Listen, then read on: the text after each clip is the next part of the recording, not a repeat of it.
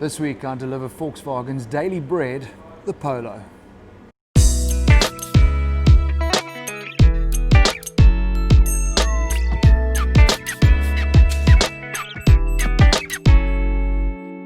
The Trendline is the entry into the Polo lineup. It's obviously produced and manufactured locally here in Port Elizabeth for global export, but they also do continue to produce the previous generation Polo for local consumption. That's badged as the Vivo, which provides a lower entry point, more affordable into the VW family.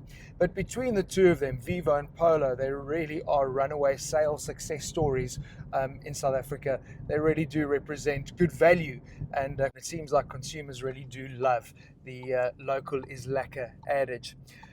What is cool, the entire Polo range is offered only with turbo engines, but what we've got in the entry level here is the 1 litre 3-cylinder 70 kilowatts, 175 Newton meters, and it's linked to a 5-speed manual transmission. The higher up the food chain you go, you start getting more powerful engines, and obviously linked to their DSG transmissions. This essentially is what the Trendline T-Cross is going to have when that arrives in September. It is a fantastic package. I love a manual transmission. Obviously, there's great convenience when you are sitting driving in traffic, having to not be pushing in clutches and changing gears. But in manual, very easy to ensure that you are in the right gear, maximizing all the torque and performance out of this engine. I drove this car from Cape Town to Port Elizabeth, and on the open road is where I was most impressed. It punches way out of its league. We drove Route 62, which is quiet and twisty, and you've got to look down and go, oh my word, hang on, I'm way over the speed limit here. And with that 5-speed gearbox, you kind of feel like you're a bit of a racing driver pitching it through the mountain passes. Fantastic. They did fit cruise control as an optional extra on our entry-level unit. I used that. That worked really well as well. But I think I had a mate in the car with me, and he was like, what is this, a 1 litre engine, and we're cruising along like this? So it really is impressive. Equally so is the fact that the new Polo is built on the family's MQB platform, so that's made a massive improvement in terms of the overall ride quality.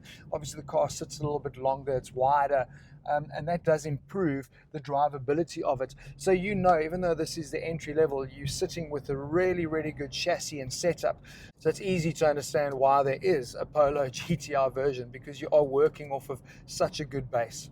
But don't get too excited about that 256,000 Rand price point, because a lot of what you see on our test unit is not standard. It's got quite an option list. Volkswagen are masters at delivering the evolution of a model, and many may feel the styling here is bland and uninspired. I prefer grown up. There are some subtle elements I appreciate, like this body color strip effectively extending the bonnet into the grille, and the single horizontal slat linking up the LED daytime running lights, which are standard. The heavily creased bonnet also helps create what I think is a muscular front end. While LED headlights are optional on the rest of the range, the Trendline comes, as you see it here, with halogen lamps. The front fogs with cornering are optional items, while the light and sight package adds auto functionality and rain sensor wipers. The Trendline takes the road on 14-inch steel wheels and includes a full-size spare if you don't upsize, which we have, to the 15-inch Sassari alloys, which beef up the profile of the entry-level Polo and help the handling too. I like the sculptured bonnet line running from the headlights to the window line, as well as the double crease dissecting the door handles through to the tail lights and continuing across the rear. It's simple, clean and strong. The rear combination lights are literally unchanged from the previous Polo. They've just been flipped, and it's amazing how simple a detail like that can change a rear, emphasizing the more squat proportions.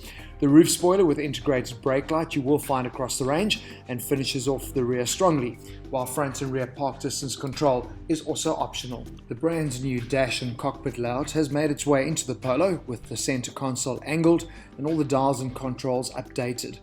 Both the Trendline and the Comfort line come with this grey metallic trim. The Polo range comes dressed in cloth. Leather isn't an option at entry level. The seats are comfortable rather than supportive, and most of the surfaces are finished in hard plastics.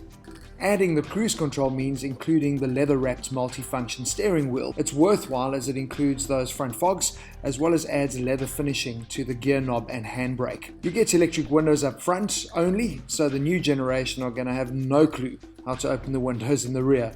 Most annoying for me though is that the mirrors are the manual stretch and adjust type. The 12-volt power socket and USBs are standard. It was surprising to see that there are the new Type-C sockets, front and rear, so add a cable to your must-buy list if you want to charge your device or listen to music. It comes with a standard radio composition media interface, so there is no Apple CarPlay or Android Auto. Phone pairing is via Bluetooth.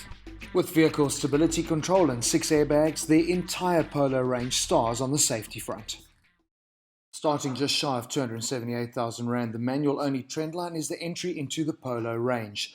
The 70 kilowatt, 175 Nm 1 litre turbo engine is retained in the Comfort line derivative, but you also now have the option of the 7-speed DSG transmission, starting at 317,000 Rand. The Highline sees an increase in output, the 1 litre 3-cylinder turbo petrol now producing 85 kilowatts and 200 Nm, with a choice of a 6-speed manual or the 7-speed DSG transmission. And finally, the range-topping pocket rocket that is the GTI, 147 kilowatts, 320 Nm from a 2 litre turbo and paired with a 6-speed DSG only. Vroepa!